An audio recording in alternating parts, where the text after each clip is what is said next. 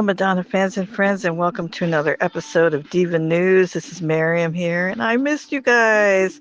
Yes, last week we did not have a new episode because I celebrated Thanksgiving and took a little break, but I'm happy to be back and celebrating a holiday with you guys and with Madonna as she celebrated Thanksgiving with her family. We'll talk about that.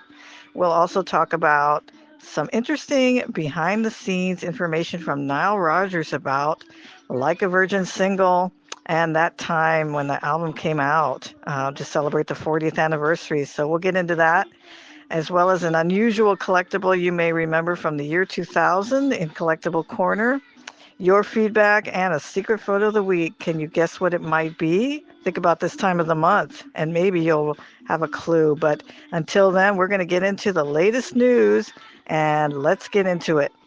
Yes, that's right. Madonna celebrated Thanksgiving, and it was a true family affair. As we see in this photo, she celebrated with her father, Silvio, Tony Ciccone, and also with all of her beautiful kids. They all got together for this wonderful photo and celebrating the holidays together. And she had a great post about how much she appreciates the different elements of family and being able to celebrate these moments with the people she cares about and all the special moments that have come for her. She's definitely much more grateful and appreciative, and we know after what happened to her last year, I think everything has much more meaning. Um, so it's really nice to see her having this ability to just take some time and appreciate what she has with her family that she's her kids that she's created, and also her original family, her dad. That's been a rough year for them. Obviously, she mentioned how hard it was to saying goodbye to her stepmom, for him to thinking through her dad's eyes, saying goodbye to his wife and to his son, Christopher passing away recently. So it was, a time to reflect, a time to be grateful for the things that you have in your life. And she really brought that home in her message. I don't have it in front of me to read it word for word, but I would just remember, how much she appreciates, the moments and also, recent situations that she has gone through, that not just her own, but, obviously with her family and what she sees what her dad's going through. And, I think it all comes first full circle for her. And it probably was a very emotional Thanksgiving and a chance to really connect with family. And we're so happy that she shares that with us. So tell us what you thought of this post, and maybe if you want to share what you did for Thanksgiving and what you are grateful for. In other Madonna news, we have this picture here of her and Akeem recently out in, I think this is in the soccer field. Of course, she posted soccer mom, and we remember the days in Portugal when she was definitely fulfilling that role. So it was fun to see her having some fun recently. But what I would like to get into is another article we stumbled upon. Remember, we did the 40th anniversary of Like a Virgin back last month. And if you missed it, check it out on our anniversary playlist. You'll find it at the top. But some really interesting information now. I'm assuming this is a recent article celebrating the 40th, but Nile Rodgers reveals some things. And I always like to hear these little tidbits because this album is still kind of a mystery outside of the songs on the album. So what he mentioned was that as far as Madonna hearing the song for the first time, Like a Virgin single, she was in the car with him, and when she heard it, she said, "This is going to be a number one hit, and it's going to be number one for 3 weeks." She had the prediction of 3 weeks. Of course, we know it was a lot longer than that. It was one of her longest running number one singles and her first number one single, as we mentioned in the previous anniversary video. But also, he talked about the recording process with her, and that she was always there ahead of him in the studio, ready to go. And we can believe that because remember, on the set of A League of Their Own, she was always there ahead of everyone else, practicing and getting ready. So that's always been her mentality. Is he said, "Time is money, and the money is mine," and that's always been a quote I associated with her from back then because I remember reading her saying that. So that must have been something she liked to say often. But another thing that happened that was interesting that Niall talked about was when they were working on the song, and Freddie DeMann was in the studio with them and heard it and said, "You have to make it sound more like the Thriller album," which Madonna, of course, is a huge Michael Jackson fan at that point. He was Michael Jackson's manager before she snared him for herself. And so they worked on getting, Niall worked on getting more bass into this song, as you can hear in the background, to make its signature. And of course, we know in the recent Celebration tour, she went ahead and melded the two together, which has always been the case. They just sound very similar. And that was probably why, because Freddie said, "Hey, you got to put that in there. That's what's going to make it sell." So it was nice to hear all these little tidbits. And it's we of course we deserved a lot more for the 40th. MLVC was talking about this, and I agree. There should have been some merchandise. There should have been some sort of message or something that they put out about it. But any little bit we can learn, and those tidbits were very interesting. So if you have any thoughts you might share about the single or the album, definitely put them in the comments. And don't forget to check out the original 40th anniversary video we have in our anniversary playlist. And we did go over a lot of different details about it. Now it's time for another episode of Collectible Corner, and we're getting into the music era in this one here because we are showcasing a very unusual toy that you may or may not have picked up during this time. And I still have these, never used them though, and they were called hit clips. How many of you remember these? Interesting little tie-ins. I think they had them for all different kinds of current singles. And Madonna's music single and possibly Don't Tell Me were included in this series. I don't know how they worked, so if any of you ever opened yours and tried them out, let us know how in the comments how it worked and how you played them, because um, they were like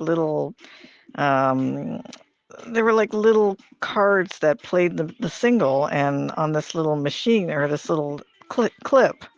And so, a very interesting oddity that I thought I would share from the music era. There was a lot of merchandise during the music era for sure. They put out magnets and keychains and all kinds of fun stuff. You know, they're, of course, the very much sought after music lunch pail, which I don't have, with the thermos.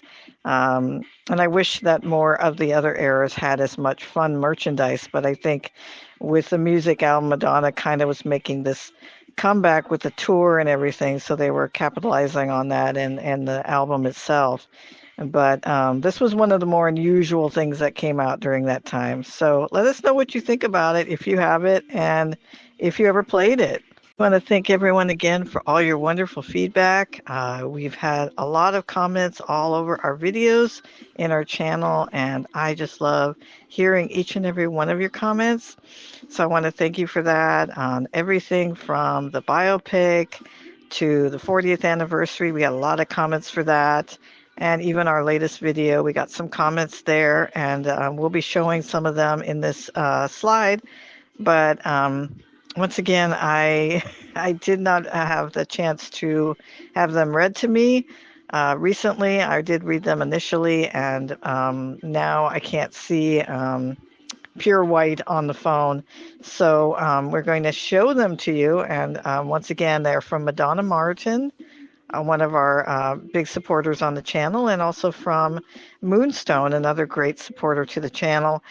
Great comments from you guys. Of course, our last video we were talking about the troubles with the biopic, and I know that the recent MLVC podcast talked about that at great length. So make sure you check out and subscribe to their podcast. They had a great discussion about it and a lot of hypothesizing on what the biopic is going to look like. And now a lot of us have been thinking, well, she wants to do the theatrical version, which, you know, that's kind of where I am. I'm team theater in the theater because there's so many opportunities to be nominated for Oscars, Golden Globes, and so on and so forth. But other people have thought about a mini series or a TV series or streaming series. That's the thing these days. And so that might be able to expand upon. I think you could do both. I mean, you could have a movie.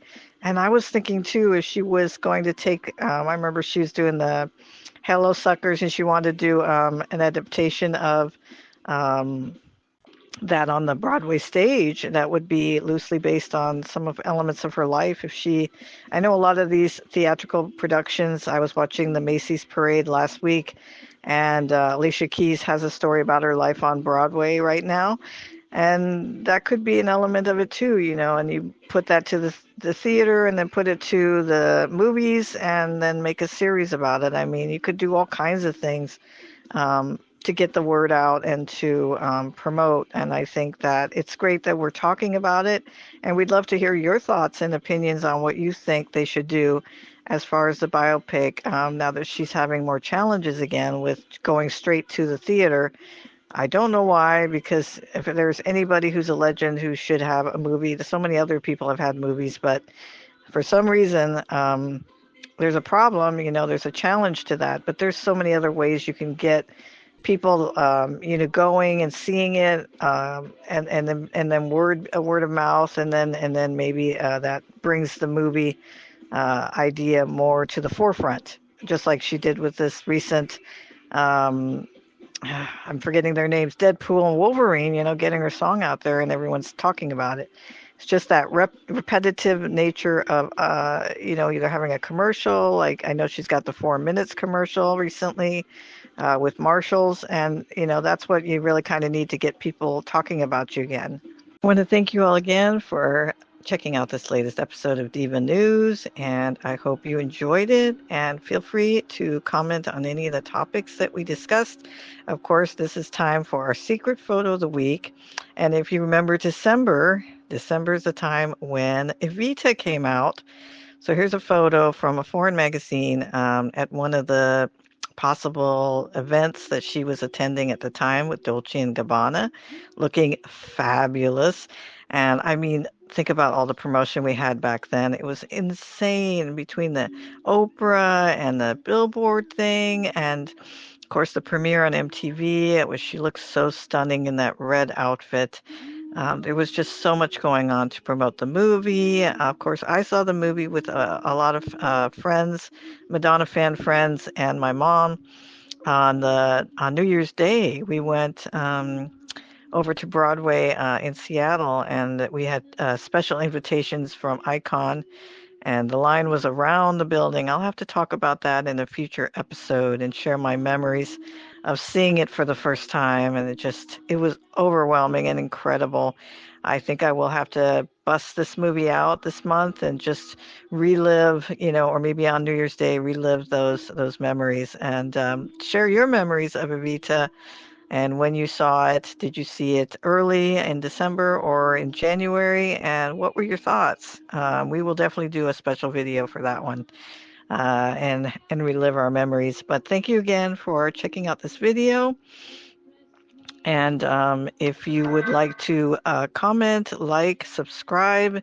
We also have a Facebook group, almost 7,000 people in there. That's amazing. It's been growing so much. And we have an Instagram. Madonna Everybody Fan Club is the name of the Facebook group. And I think it's Madonna EFC for Instagram. And check those out. Right now, I'm not able to do too much because of waiting for my surgery, but we will resume contests next year. We will resume Fan of the Month next year, and many more features and other things we do over in the Facebook group. And of course, here we'll always have our videos. So I thank you so much for coming back every week and supporting us and letting us know what you want to see. And I'm sending you all the biggest hugs, and I hope you're staying warm out there. And I'll see you next week. Dance and sing, get up and do your thing. Thank you for joining us here at Madonna Everybody Fan Club channel, and I hope you enjoyed our latest video. I hope that you will join us here by liking and subscribing. And also, we have social media with Facebook. We have Madonna Everybody Fan Club, over 5,000 Madonna fans to join. And we have an Instagram at Madonna EFC. So make sure you check those out, as well as a page on Facebook, Madonna Everybody Fan Club, to follow.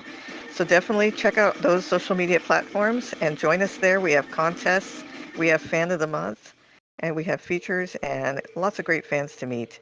But more importantly, we'd love to hear from you.